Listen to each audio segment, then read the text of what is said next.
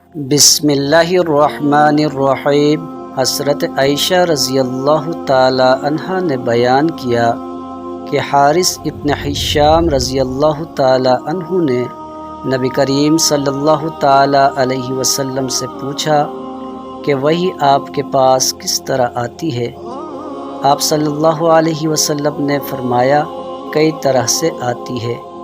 کبھی فرشتہ کے ذریعے آتی ہے تو وہ گھنٹی بجنے کی آواز کی طرح نازل ہوتی ہے۔